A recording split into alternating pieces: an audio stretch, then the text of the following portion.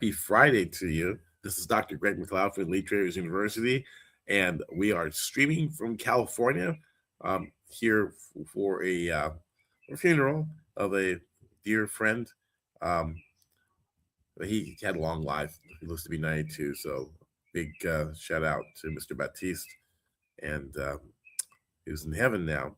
But anyway, guys, we're going to do our Bulls versus Bears. As I was traveling to California, it's not that far. It's about 4 hour drive, but I need a little bit of a rest, right? So let's go ahead and go to our Bulls versus Bears strategic market forecast, and let me go ahead and share my screen and get everything going, and we'll break down the markets for next week. And this is your forecast. So if you missed it yesterday, don't worry, you didn't miss it. We just delayed it a bit. And I hope you're having a great day. Happy Friday. It's a beautiful day here in the California. I'm in the Carson area. And we go ahead and I'm going to go ahead and record it as well. This is Bulls versus Bears. Bulls versus Bears weekly forex forecast. And this is going to be for the for next week, right? So I'm going to open up my crystal ball and tell you what I'm actually looking at. Okay. All right. I got my Raiders shirt. I'm in the Raider Nation here with my friend here has a whole setup here for the Raiders refrigerator and Raiders grill. It's pretty cool. Anyway, let's share screens and we're gonna share entire stuff. I can share window, right? I'm gonna share the entire screen and share sound, and let's do it. Entire screen and share, and let's do this thing, right? Come on, share. Sharing is caring, and let's do this, okay? And welcome to Bulls versus Bears weekly forex forecast on Elite Traders University. My name is Dr. Greg McLeod, and we're going to be looking at the impacts of what's going on with the war in Iran, with the impact of the Fed rate announcement, and also what's going on with the fall of the dollar and also the collapse of gold. And so we'll see how that will impact our trading for next week. And even though I trade forex, and I trade forex because I don't like getting up this early in the morning, because I'm on the West Coast. The markets, the New York markets are open like 6:30 my time, and using forex, I'm able to trade the Asia session about 7 p.m. my time, 7 p.m. Eastern time actually, which is 4 o'clock. I'm able to be done by dinner time and have the rest of my day free. Okay. So this is what we're going to do. Okay. So the weekly forex forecast, I think someone has come into the room and they're just, we're going to go ahead and accept. Okay. Awesome. Fantastic. Okay. So go back to sharing our screen and back there, right? So let's go ahead and get back to where we were. Okay. All right.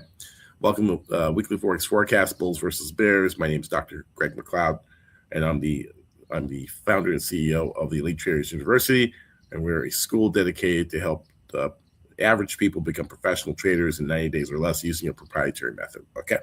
Anyway, here's the risk disclaimer on your screen to make sure you understand all the risks associated with foreign exchange trading and hypothetical performance disclosure.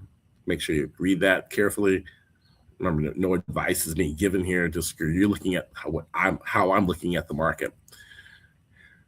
And again, I've been doing this for close to 30 years, over 30 years, in fact, this year. And and I've graduated from major universities, worked at a prof firm, published author, all that thing, just to let you know that I'm not some guy with a webcam in his mother's basement doing something. I've been doing this for years. I'm a former Wall Street insider. And so you get looks at my insights.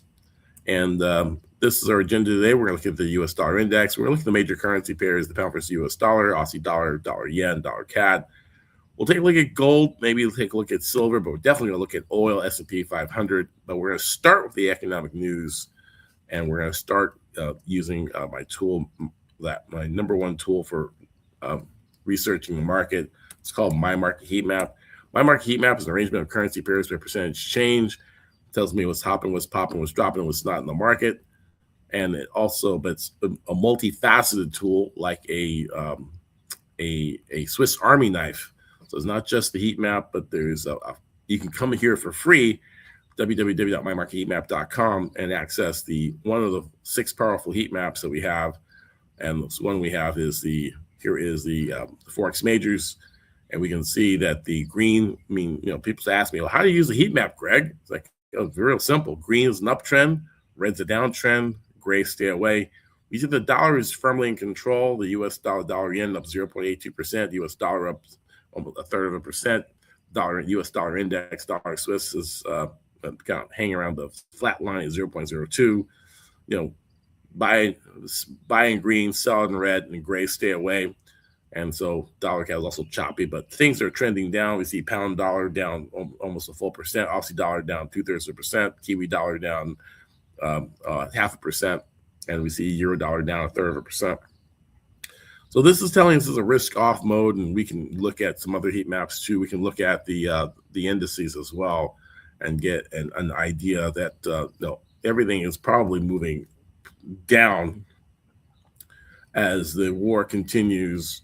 We can look at the heat maps, the equity heat map, equity indices. So we're going to take a look at the equity indices. And if you are looking for a broker that you would like to use, if you are in the Americas, that includes Canada or the United States, you can use this. This is our top broker that we like to use, my broker partner, Ox Securities. Scan the QR code, start trading now. And if you are in the U.S., you can use Americas as your location and have access to a very good broker. Okay. So here we go. We can see it's all red, guys. It's all red. China is red. France is red. The Russell 2000 is red. The Nikkei is red. And also the UK, NASDAQ 100, US 30. So all the equities are in the red. The only one that's green that I saw when I was watching Bloomberg was the Kospi index, which is the Korean index. And the Kospi is the only one that's positive, which is pretty interesting, right? But there's other trader tools here, and the one we're going to focus on here is the economic calendar. There's quotes, there's Forex TV, financial news stream, market hours, technical analyzer, national holiday, sentiment, and currency correlations. We're going to look at the economic calendar. You have access to the economic calendar for free. Just go to My Market Heat Map, and you can follow along, and then you'll get the economic calendar that'll pop up, right? And we can see what's going on for next week. And actually, Sunday there's a lot of New Zealand economic news coming out.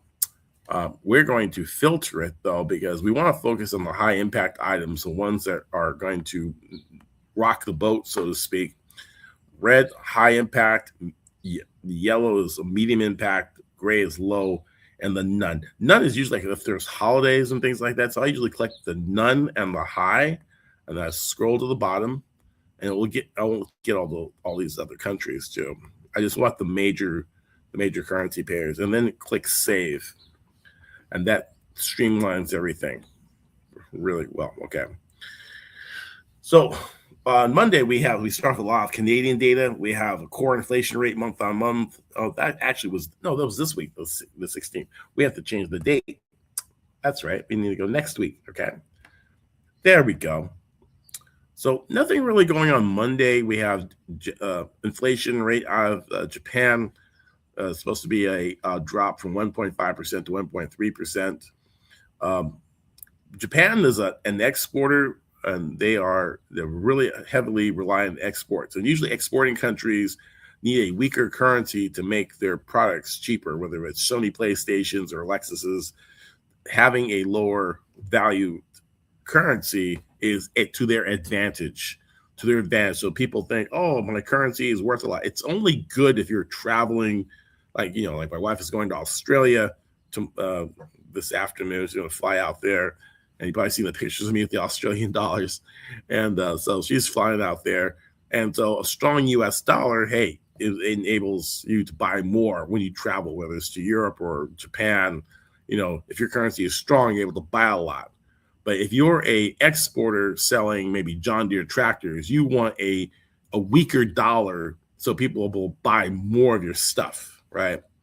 So that's that's what the Asian countries have used as a to their advantage, having a weaker currency, whether it's China or Japan or Thailand or Korea. They've been called currency manipulators, even though we created the system for that. And so people complain, well, the dollar, oh no, Trump is tanking the dollar. It's like, tanking the dollar is a good thing, unless you are a world traveler where you won't be able to buy as many trinkets. But if you're selling trinkets outside or selling stuff to other countries, having a weaker dollar is an advantage. So the mainstream media will try to tell you that Trump is hurting the dollar's reputation and it's falling. It's all 4D chess, guys. And you understand a weaker dollar means more sales, more makes America great again, right? And a higher dollar makes our stuff overpriced and people won't buy it. Okay.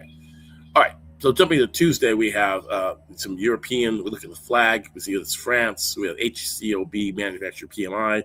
Purchasing Managers Index are very good things to look at because they are like a leading indicator. The purchasing managers are surveyed. What are they going to buy? If they're buying supplies or raw materials, they have confidence that sales are going to be good. Why would you buy supplies and raw materials if you don't think that things are good? But if you're not buying supplies, you're not buying things, well, it means that you think sales are going to be bad. So that's why they survey the purchasing managers, because that is very key how these guys are positioned. They basically almost like looking at a crystal ball. They know what the purchasing managers are doing. They know the economy is either getting weaker or stronger.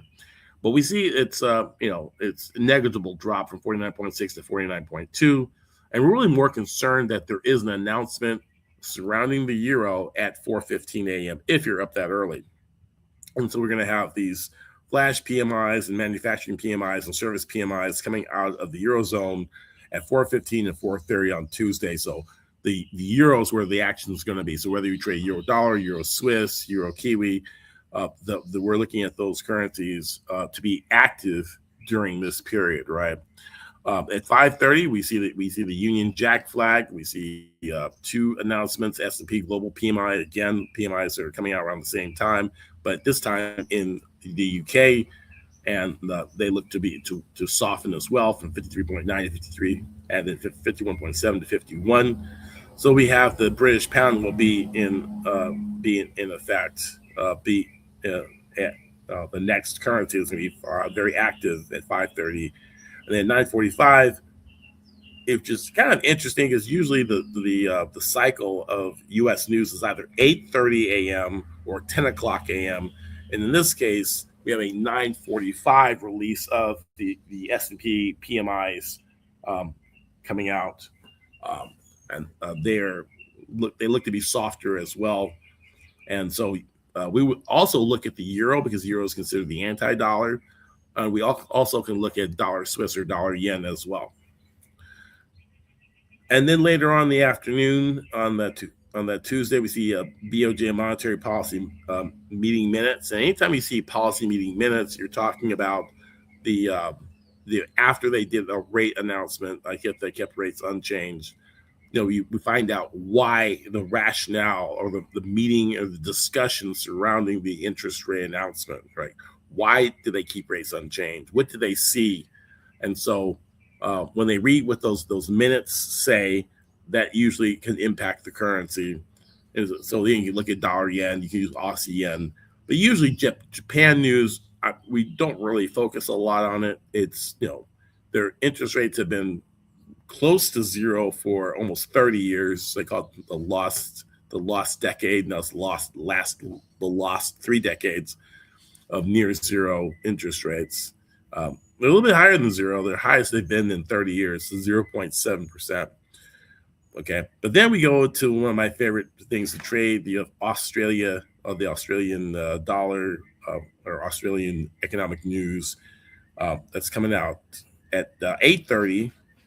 Time for 8:30 money train, and we can see that we have CPI, which stands for Consumer Price Index. And anytime you see the word index, think of inflation. Basically, this is another measure of inflation, the consumer side of inflation. And they've been fighting rising inflation, and they hiked interest rates 25 basis points to 4.1%, and they're one of the highest interest rates in the G8 currencies. Um, so we can see that why they hiked interest rates, because they have rising inflation.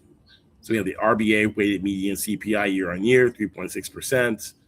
Inflation rate year on year is held as stubbornly high 3.8%. Most central banks are trying to target 2%, so 3.8 is a lot. Well, is higher than 2. And so they're going to keep hiking rates until they can slow growth down and get it back down to 2%. And we see the RBA trend mean CPI year on year 3.4%. Okay, so we move on to Wednesday. We have another almost like Super Thursday, but this is like Super Wednesday for the pound, for the sterling. And we can see that we have inflation rate year on year, core inflation rate, and when you have core inflation rate, it is inflation minus food and energy. And I use a lot of food and energy. So when you take that out, like, what are you spending your money on, right? And so we're going to look at the core inflation rate, and usually it's backward looking. So they're going to look at the inflation for the month of February, which was a shortened month anyway. But they can see that inflation has jumped significantly from negative 0.6% to 0.2%. And so that could be a red flag for them to possibly hike interest rates. Usually if you see positive inflation numbers or higher inflation numbers, it usually is a signal for the currency to go higher, right? But a lot of these currencies have been in downtrends, except for the Aussie dollar. So we'll see if these are just going to be rallies against the current trend. Remember, all these currencies are trading against the U.S. dollar, and the U.S. dollar has been very strong. Okay, Thursday we have before we get to Thursday, it's 5 a.m. on Wednesday. We have the IFO business climate out of Germany, and that is supposed to drop from 88.6 to 86.3. Then move on to Thursday, continue with Germany again, also part of the Eurozone. We don't trade the Deutsche Mark, so we still will look at the euro. The euro is like the United States of Europe, with all the nations using a single currency unit. That currency came about January 1st, 1999 is when it was first traded, but it did exist as the European currency unit, the ECU. So there's charts for the euro before it became available to trade. So then Friday we have, at the end of Thursday we have initial jobless claims. Very volatile. It changes every week. It was weekly jobless claims.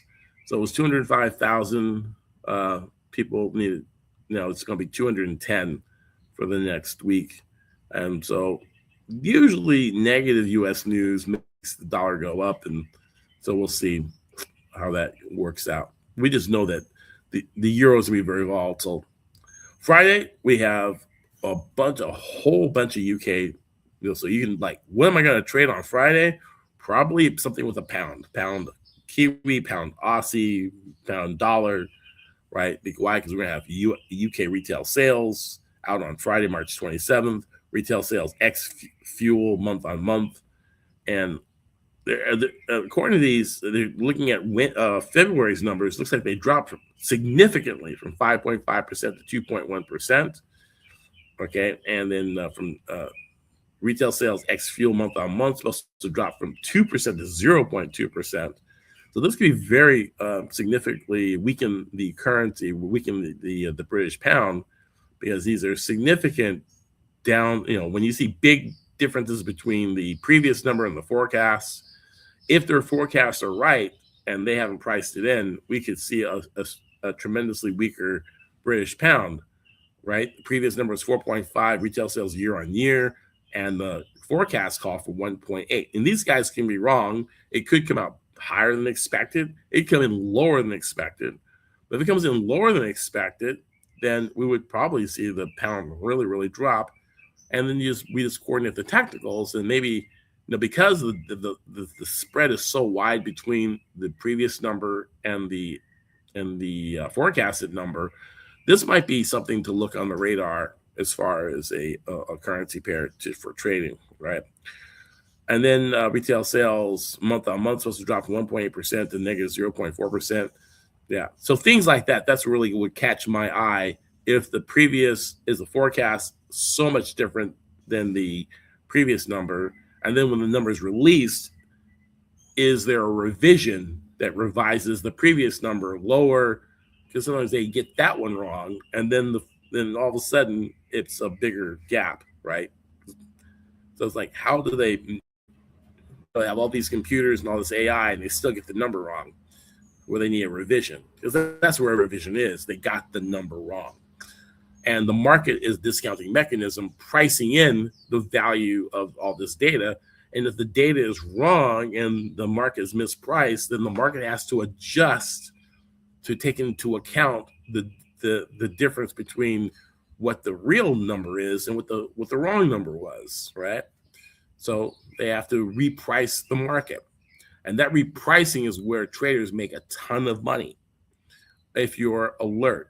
So I'm putting this on your radar. Put the pound dollar on your radar as something really worth trading, and we'll cover that in a minute. And then we have Michigan consumer sentiment final, supposed to drop from 56.6 to 55.5.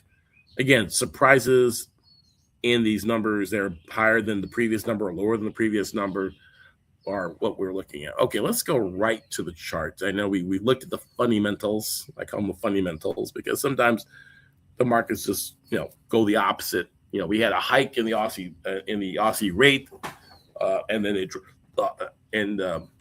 usually interest rates are the biggest drivers of currency movement, and the Aussie dollar dropped on a higher interest rate, right? So let's go ahead and go. We'll start with the DXY. The DXY, or the dollar index. The Dixie is the we have the FX majors, and I've got a 30-minute chart, which is not going to help us. So I'm going to remove all these indicators. We'll start with a clean chart. We want to start with the highest time frame when we're doing analysis, and it's going a little slow. I'm going to right-click the chart and remove. Okay, let's try this again. Right-click the chart. Right-click the chart. Hide. Remove all the indicators, right?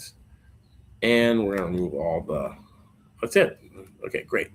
We're going to start with the weekly charts, right? And the weekly chart here is the DXY, the dollar index. The U.S. dollar index is a basket of currencies versus the U.S. dollar. And we're going to move this one drawing.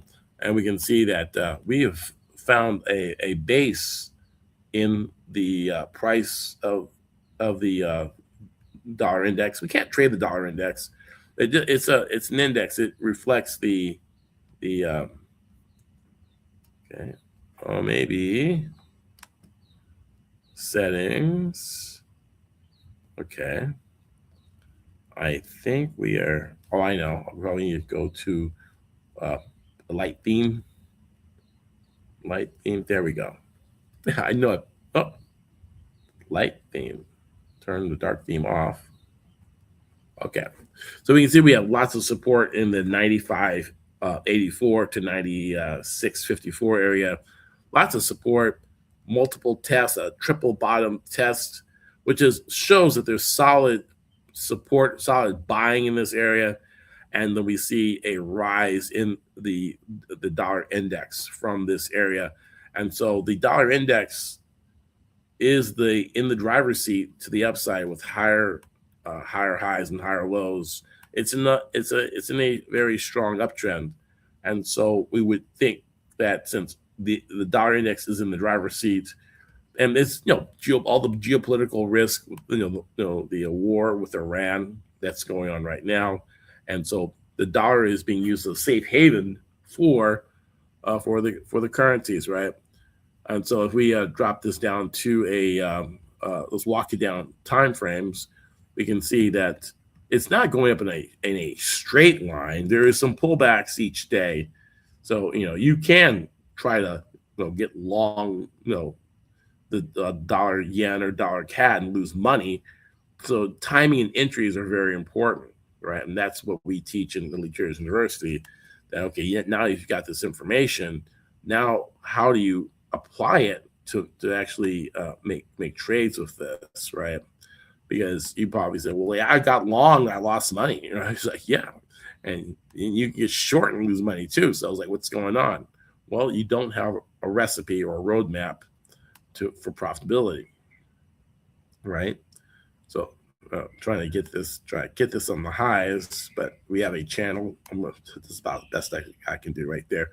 Right, we have a channel. So buying at the bottom of this channel, buying the dips in an uptrend, like right now we're dipping right now, would probably be very beneficial, right? Again, I'm not making any trade recommendations, but there you go. We have these cycles. We're cycling up and cycling down, and cycling up and cycling down. So these down cycles are where we want to look at buying. These up cycles, but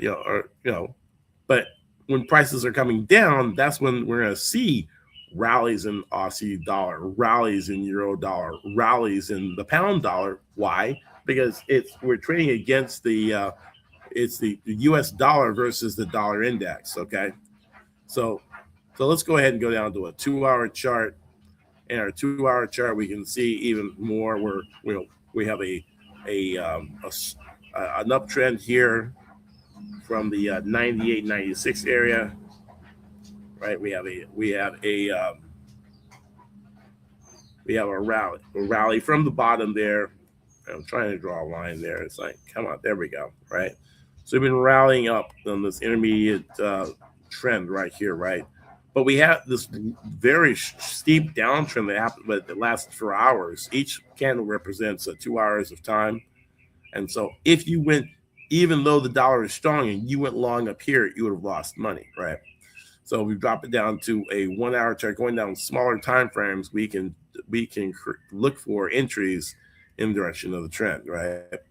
All right, let's move on to so we understand what the dollar is doing right now.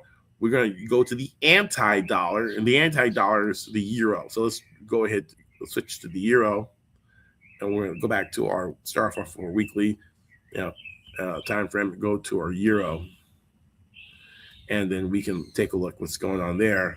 And let's go ahead and remove some of these lines, right? And we can see it's basically the opposite, right? We can see that we have the euro turning down, our higher time frame, our weekly chart. We have a lower swing highs, lower swing lows, right? Then we have a higher low right there. Still, we have a sloping downtrend, but we also have a rising trend line as well. So we're in a triangle of the Bermuda Triangle, I call it the triangle of indecision, right? But on the shorter or focused time frame, on our intermediate or maybe short-term time frame, we are going down, right? Or the euro is going down. I'm not going down. So we have these lower highs, and we also have maybe a semblance of a pseudo double top where price did top out, and in the 1.1920 area, right? The 1.1932, so we topped out there, and now we're moving down from rejection from that area. We're now sitting at support, right? Fragile support, the old previous low. This is the low of July 28th. Price has a memory. And you can see that even back here, that 113.91 area was a significant level of support or resistance. Prices rallied and dropped, rallied and paused, broke, came back down, hung around a little bit and dropped, right? And then you can go back further in time where this one level was hit numerous times, right? And then we have a level, the next level of support comes in at 112.57, right? So, and that is a significant, it doesn't look like very much here on a weekly chart. But if you drop it down to a daily chart, right, we have quite a gap of space, probably about, say about 80, like 82 pips, or actually 182 pips. No, 82 pips. So 82 pips from here to here, which is a pretty substantial move, right? Especially we might have some type of a bear flag, where price is making lower swing lows and lower swing highs in this channel, a trend channel. Try to say that 5 times fast. Trend channel, trend channel, trend channel, trend channel, right? So we have a downward sloping trend channel with rallies within the channel, right? So this happens when, oh, Greg says it's a downtrend. Let me go ahead and sell. And you sell and price rallies and you get stopped out. Then it drops. Then you try to sell it. Then it rallies and gets stopped out, right? So it's like you gotta find the rhythm of the market, and you have to learn how to sell high and buy low, right? Or buy the close low, right? So we're rallying right now on the euro, but this rally, we're rallying it's a rally in a downtrend. And every time we rally up to resistance, price drops. So we want to wait for a break of this trend line.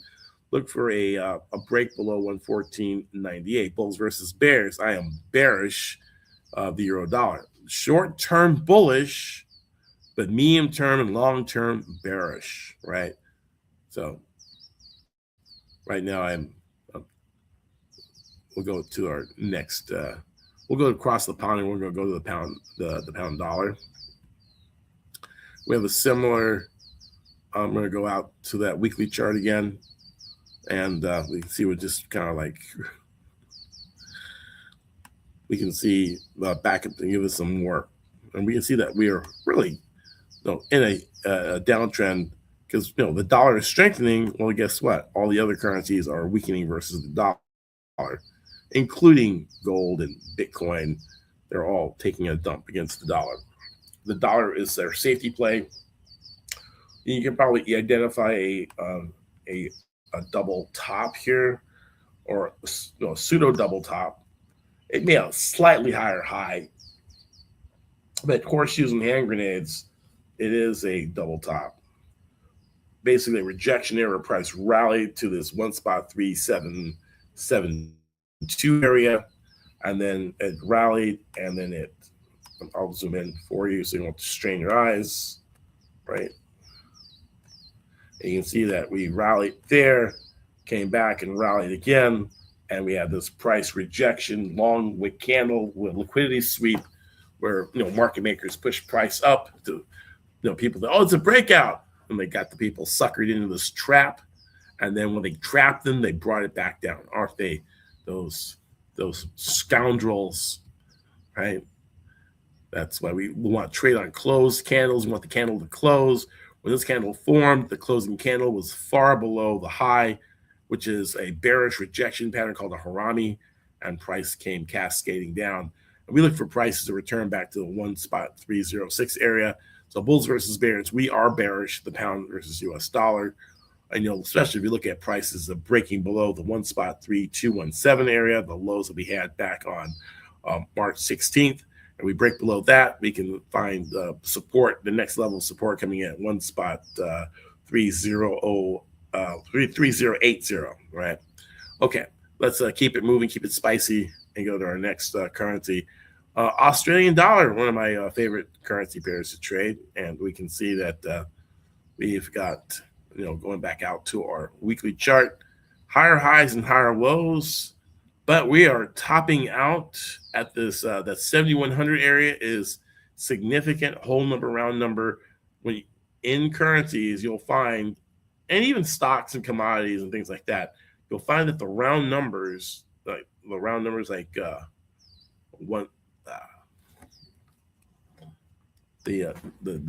7100 or 6900, they end in 00.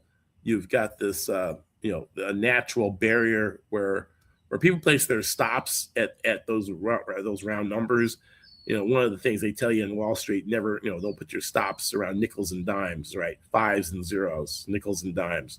So you want to avoid the nickels and dime people. And you can see that why, because there's so many stops there that the people place their stops there and the price hits it and then they drop, right? But we see we're getting small body candles, indecision, spinning tops, and dojis, long-legged dojis. The long wicks are bearish when we have these long wicks, which means that the high price is here, but the close price is way below. And the close price is the most important price on a chart, right? It's the top of the rectangle or the bottom of the rectangle, but not the wick. The wick just means that people got really excited and got rejected. And we're seeing rejection, a number of rejections at that 7,100 area. And I wouldn't be surprised if we saw a major pullback back down to the 6,900 area, right? We can see like 68.97 is our first Fibonacci target. I mean, we're hanging out the 11% target, right? Which is a very bullish, people buying, why? Because Aussie has a strong economy. I was talking to Lisa, and she says, hey, all of her kids are working, everyone has a job, and the economy is roaring, and and the interest rates are going up. So that we're seeing this kind of this move, right? But it gets tired, and we see rejection, and we can see a pullback on the weekly chart, daily chart too, moving sideways. I mean, the bulls are running out of steam. They're exhausted, and then maybe we see a drop down to this area, right? So bulls versus bears. I am bearish. The Australian dollar. We can drop to the New Zealand dollar as well. Pretty similar pattern, right? It may start a little bit sooner as far as the drop goes. And let's go and remove all the drawings, and let's hide our panel there.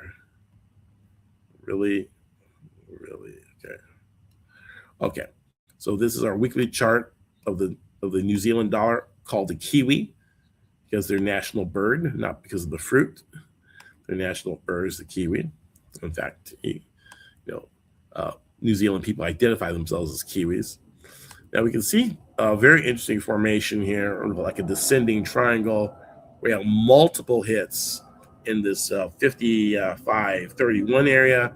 We also have a descending trend line, right? So in one case, this is bullish because you've got all the support, multiple tags of this of the support area, but we have this descending trend line that every time we've rebounded from that support, the highs have gotten lower and lower, right? So it's like Indiana Jones, and he's like in the room, and the wall's coming at him, like he's backing up and backing up and backing up and backing up, and the wall's coming down, and it's gonna squeeze him, right? Or maybe think about Han Solo and the trash compactor and the Death Star, right? You get this wall that's coming down, squeezing. So finally, when we get to the end of this triangle, we can see our south side break. And so we've been making these lower lows. And so, look, bulls versus bears. I am bearish on the New Zealand dollar, right? And the New Zealand dollar and the Australian dollar will be the first currencies to rebound at the end of the war.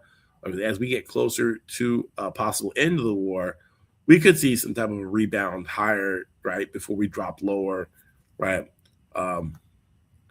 Because this is New Zealand is the breadbasket of Asia, supplying meat and supplying, they have more lambs than people, more sheep than people, and it's a beautiful country, and they supply a lot of resources. They're part of the commodity dollars, the COMDOLs, the dollar CAD, the Kiwi dollar, the Australian dollar.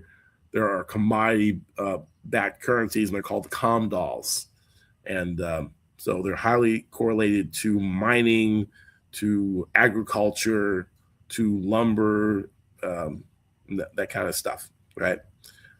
And so they have a tendency to move sharply. Okay, let's go ahead and move right along. Let's go. In fact, let's go to dollar CAD since we're on the COMDOLs, right? And here's our first dollar in the lead currency, and we can see that on the weekly chart. Okay, I got a little alert here from the Aussie dollar.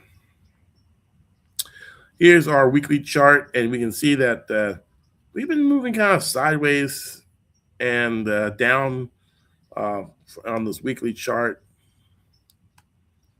Really haven't gone anywhere, in a really tight range. And we do have a slight uptrend. We have to really drop down to the daily to really see what's going on. We've really been moving sideways for a long period of time.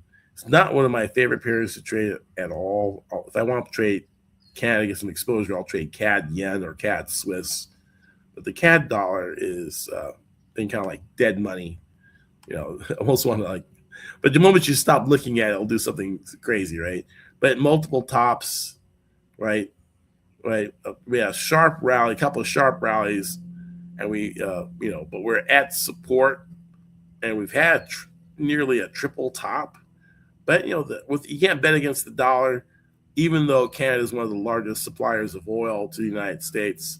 The oil is not. We can see maybe this little downtrend here is a beneficiary of the oil trade, but we're probably just bouncing around in a channel. If this channel persists and we see some, it's really interesting, right? Because we have candles going down, but they're green. Interesting, right?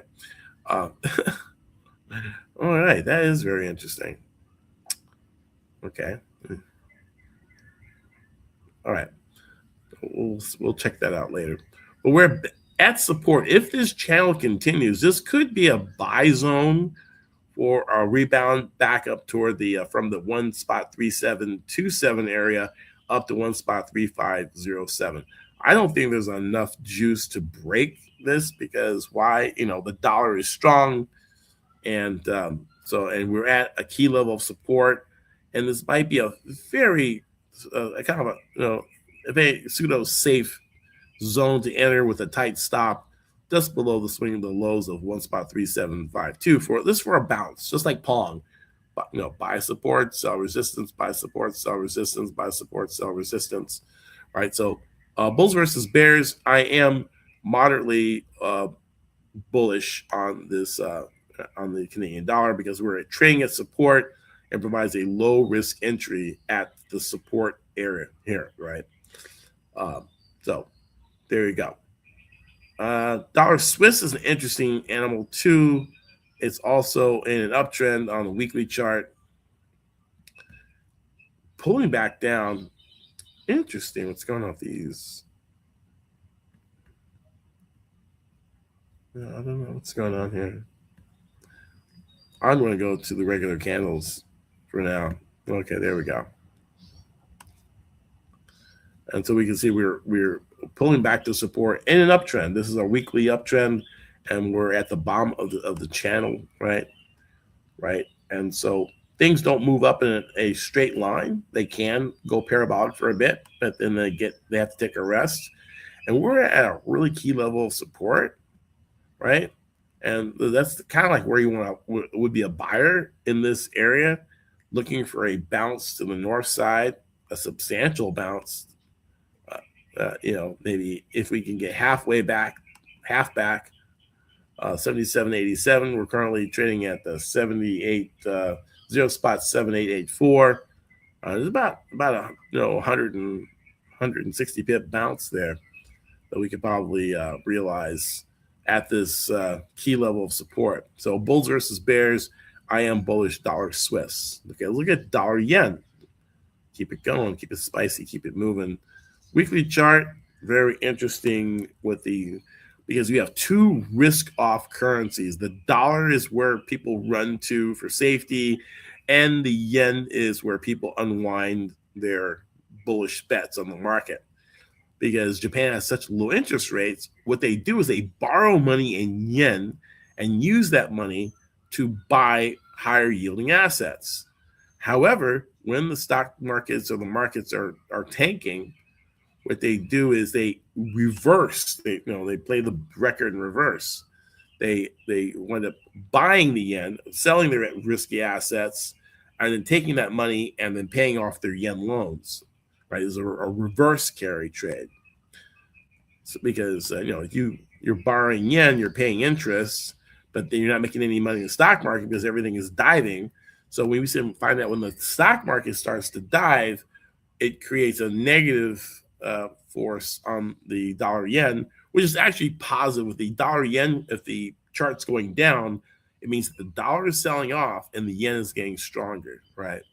So in this case, even though the dollar is usually our asset that we run to, people borrow yen and change into dollars to buy stuff. But now, since the stock markets are down, they're selling their dollars and buying back yen, and this makes the yen strong.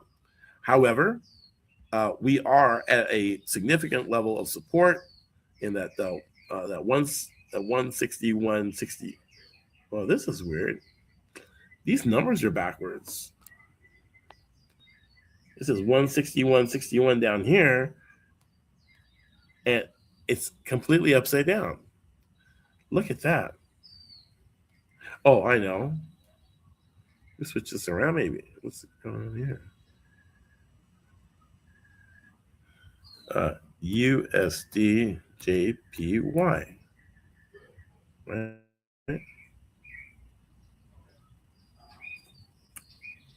Very odd. Okay. Daily. Okay. The numbers are upside down. Look at that. Isn't that weird? Okay, let's go to my market heat map. And inside my market heat map is charts. And what we'll do is we'll go to we'll see if we have that same issue here. Very interesting. I've never seen that before. Okay, so we're going to go to the dollar yen USD JPY and get rid of all this other stuff there. And okay, so this is,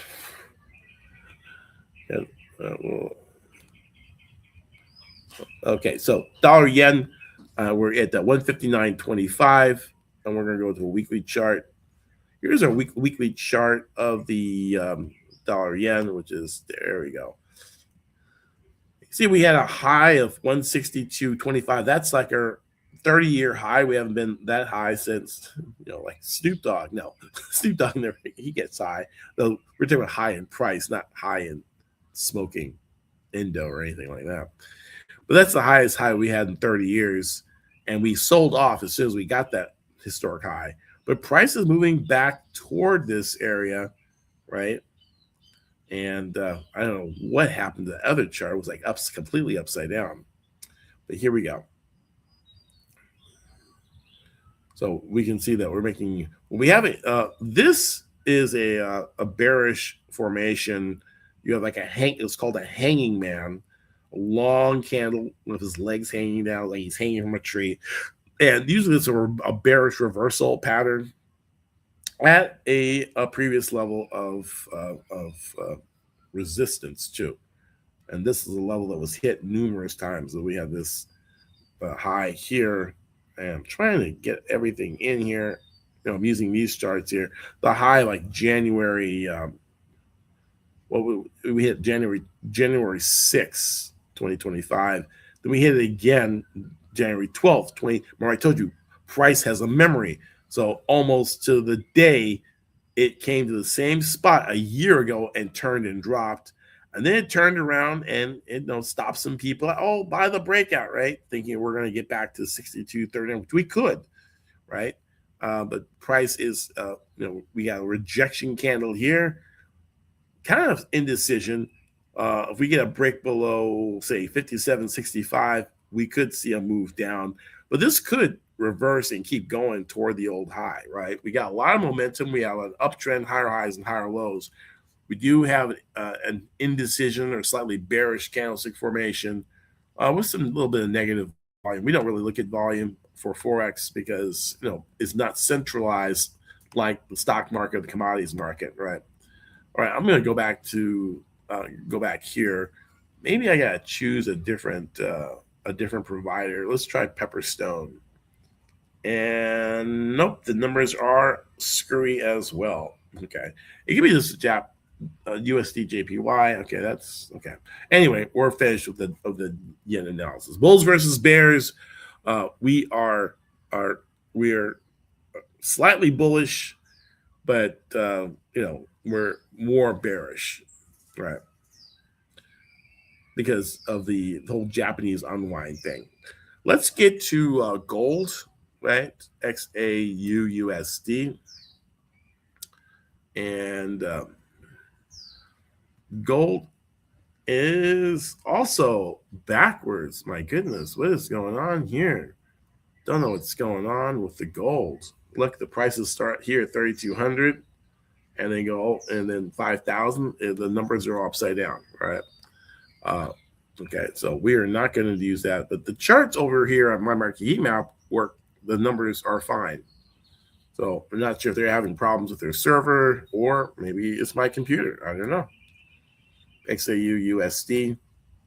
And we'll take Pepperstone Gold. And we can see the prices are perfectly fine here on our, right? Make control minus, make it a little bit smaller.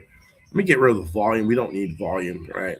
But as you can see that we had a very stellar rise in price. We rose up to this 50 high spike high 55 around the 55 72 52 area.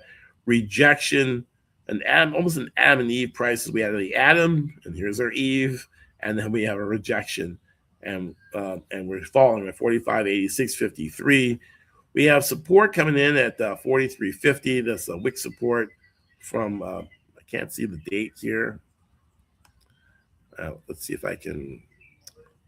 Let me put in a support right here, right? So, yeah, so we had some support coming in February 2nd. We had support at 4,426.74. Price coming down to 4,407.65. Gold on the on the decline. Sellers are coming in. They're jumping into oil.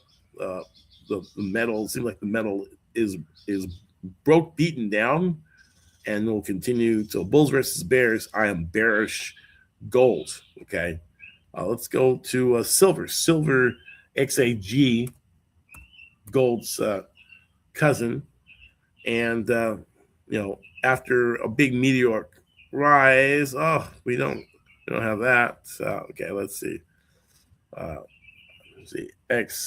XAGUSD. We'll try Oanda. Okay, there we go. And we can see it. We have a spike up here at the 121.94, and we have an ABC correction. Finding support 64.21. Currently trading at 69.91. Bearish rejection, after a big run up. And so I'm bulls versus bears. I am bearish. I think silver can fall back down to the 64.21 area, and so that's that for that. Let's go ahead and take a look at Bitcoin, the BTC/USD. It looked like it was trying to make a move, a bounce from levels that we saw on the weekly. We got as low on Bitcoin as about 56,000. We got a low actually about around the 60,000 area, 59,000, and we can see we bounced up from that, but we got a rejection candle here, pullback. We might have a little bit farther to go. We have more support. If you look at price has the memory, we have previous support at 49,335.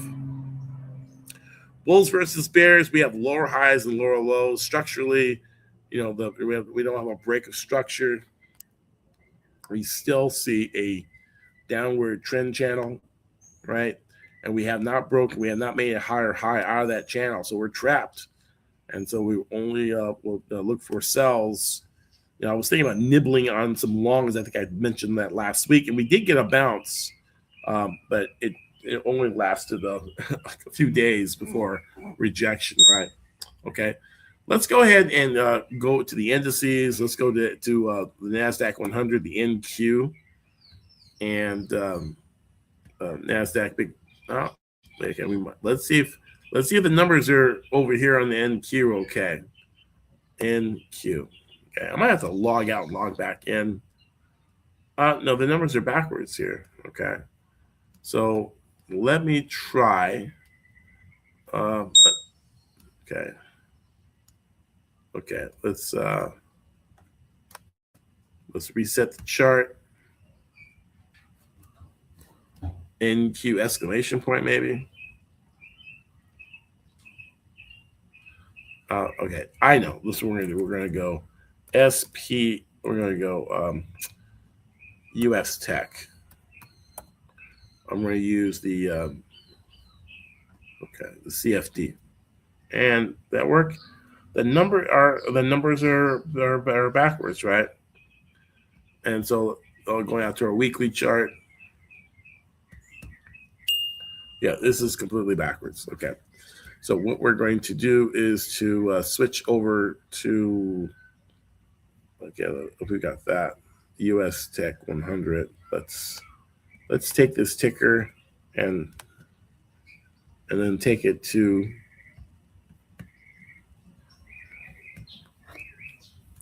okay. Let me move this down and move this over here. And let me go back here and we check the chats. Oh, invert scale. Okay, Sean says invert scale type Alt I. Okay, thanks, Sean. I don't see why the inversion of the scale, but let's see. I'll try it. Alt I. There we go, Sean. God bless you, Sean. Sean is my Mission Impossible. He's my tech guy. He's Greg Morris, the guy that the tech guy from Mission Impossible, the old Mission Impossible, with Peter Graves and Walter Landau and Barbara Bain. There we go. So here we go. I don't know how the scale got inverted. Whoever used that, but here is the NASDAQ or US Tech 100, which is the NASDAQ index CFD, and we see we're pulling back. We hit resistance, a double top, and we're pulling back. Let me just zoom in on that so you can see what's going on. Bearish candles, long wicks, with shade bottoms. This looks like we could fall. 38% retracement takes us down to 2240, 422. And so bearish, bulls versus bears, NASDAQ. We are bearish the NASDAQ. And then let's go to SPX 500. Let's go to the, right. So that may be, right. And then here we go, my flags are there, right? We did not break out from the flag removal. It's going to keep reminding me that I was bullish. I said bullish if we broke above the high. We did not, right? We said we broke below the low. We actually broke our support resistance channel. It's springtime, and all the little butterflies and moths and all the little critters are here. We don't have those kind of critters here in Vegas. I'm in California, guys. So there we go. So we got support, and we broke support, and price is a falling. Like, don't catch a falling knife. But we were approaching some areas of support. We have support coming in at 6,492 on the S&P. For the 23% retracement of Fibonacci support. It was also a support level that we saw back on November 17, 2025. We break this area, then we have lots of open space down to almost for another 400 points down to 61, 67, 78 to 38% retracement. And we haven't been there since since June 30th, 2025. So we could come back down to that area. That's a typical Fibonacci pullback zone of that 38% retracement. All right. And let's go ahead and take a look at, we got the DGIA, US 30, right? We can use US 30. CFDs, you deal with the futures contracts. You got to look for your, contract date, expiry. So I just go ahead and stick with the CFD. And we can see that the Dow Jones Industrial Average, the 30 top stocks, so the 30 stocks that compose the Dow Jones Industrial Average, they're down as well. I mean, the overall trend is up, guys. So don't be a panic. Now we're not gonna, we're not gonna see a structured change where we have lower highs and lower lows. It'll probably be the end of the world, right? But this is a pullback, a healthy pullback. A way you can get by. Don't catch a falling knife, but you want to be smart about your entries. Never bet against the United States. People think, oh, it's the end of the world, and you sell everything. Well, then guess what? That's what happened here. That's what happened back in April, Liberation Day, when they started off with the tariffs, and they said, oh, we're going to be a recession, and the market's going to go to zero. And you got all these people selling their stocks at a loss, and then, just a few days later, 10 days later, everything rebounded, right? But mainstream media, the fake news was telling people, well, we're going to a recession and a bear market, and Trump doesn't know what he was doing, and then boom, right? So now they're saying, oh, the war is going to create inflation, blah, blah, blah, blah, blah, right? And then the moment you sell your stock at a loss and get out, we'll be at new highs, and you're going to be like Boo Boo the Fool, looking at the sidelines, with FOMO, buying back your stock, but at a much higher price.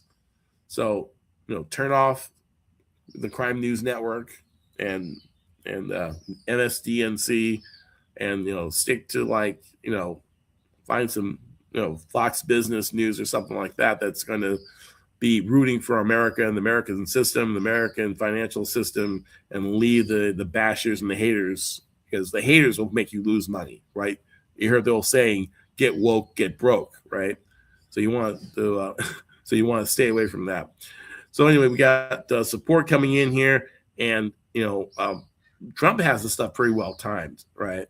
He's going to end that war when we probably hit that zone, because this is exactly what happened when price fell back in April. We fell right to a 618, right to the point, 37,275. And he actually tweeted, this might be a good time to get back in the stocks. And it's all insider information. Look, it's right. It's a 61.8% retracement from the last low, right? So it's like, no, it's all math. So the 618 actually is down here at 41,000. If we don't see a bounce here, I would look. I'm licking my chops at different stocks and things to buy when we get down to that 41,944, 618, which is the golden ratio. In fact, my niece was born on June 18th. It's a fee. That fee is a number that is formed by the Fibonacci sequence. Adding 1 + 1 is 2, 2 + 1 is 3, 3 + 2 is 5, 5 + 3 is 8, and then you add the next number to the next number. Then you take any of those two numbers and divide them between each other, the alternative numbers, you're going to come up with 382, and then you do another calculation, and it comes up with 618. No matter where you go in the sequence, you'll come up with those two numbers. And so this ratio, this is very powerful. And we see that we came right to it and bounced, and that's the ratio. That's the number. It's the sacred math involved in trading. And a lot of times, majority of people are not very good at math. And I wasn't very good at math, but I like math that deals with money, right? And I think if you tied money to math, more people would learn it when they're younger. But we were told, if a train goes north, and it's going at 40 miles an hour, and another train goes east, and how long before they meet? And where's the money, and why am I learning this? So they made math so stupid that people don't want to learn it. But the key is learn math, because if you understand math, you understand money, because money is based on math. If you tie math to money, then everything works out, right? Anyway, that's just my thoughts. And being a teacher for like 20 years, that's probably, I taught English, but I taught math too. And when I tied it to money, the kids got it. And the key is they didn't want the kids to get anything, so they moved me. So anytime they, so anyway, we that's no whole nother conspiracy thing. Anyway, guys, basically just look for lick your chops, make your list of the stocks that you were looking at when the market was high, and now it's lower. You're gonna be able to buy them at a discount, and and this is that's how the Rothschilds got rich during the Napoleonic Wars. Napoleon was attacking, England, and then Napoleon lost at Waterloo. But there was no internet. There was no social media. Hey, Napoleon got, he got busted. Hashtag loser. They didn't have any of that, right? I know the rumor is that they, the Rothschilds on the front line who saw the war ending and they saw Napoleon surrender, they used a pigeon and tied a message to his leg and sent the pigeon to England. And then the Rothschilds saw the war is over. And so while the stock market was down in England, they bought up all the stocks like they were down, right? Because it's a war, right? People, because the English people are, oh, we're going to be invaded by, Napoleon's going to take us over. We're losing, and so everyone was sad. The market was down. Stuff was cheap, and the Rothschilds like saying, "I'll buy that. I'll buy that. I'll buy that." And they go, "Why are you buying?" "Oh man, I don't care. Here, take it, take it, take it." And when they bought all the stock, all of a sudden this guy rides in and goes, "Hey, Napoleon lost. We won. Like, oh my God. And the market went back the other way. But guess who had all the stock? The Rothschilds. They bought up all the stock. And then when the news came out, they became super rich. Look at here. Oh man, tariffs are bad. I'm selling my stock. And there was a fortune made here on this dip, right? Buy the dip, right? So there's another fortune right here that's getting ready to be made. So don't be a pessimist. Don't be a panicking. This is maybe your opportunity to create generational wealth and really position yourself for your family as a legacy at these crucial points. Okay. But to be smart, look at these levels. 60. We're looking at the 618, 41,944. The 50% retracement is at 43,594. You want to put alerts or alarms on this. You can right click the chart and you actually can put an alert. I put one right above it. So I'm going to remind myself that, hey, when this thing hits, hey, send me an email, send me a text, send me a message. Hey, Greg, remember to buy some stock here. I'm like, why did I get this alert? Greg from the past is sending you a message from the future, right? So anyway, I hope this was helpful. We are going to launch our $50 to the moon challenge, where we're going to basically take a $50 account and be able to scale that up.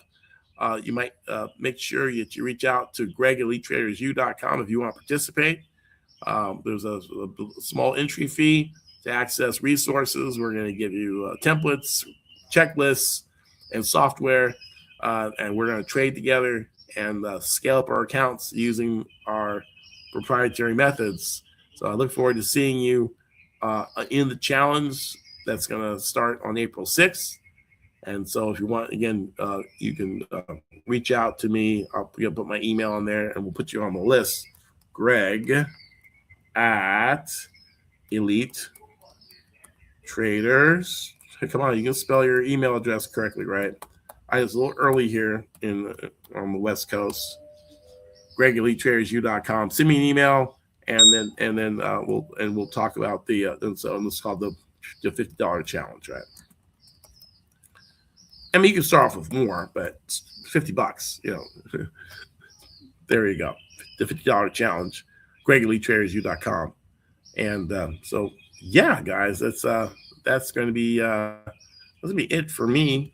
I want to thank you so much for being here, right?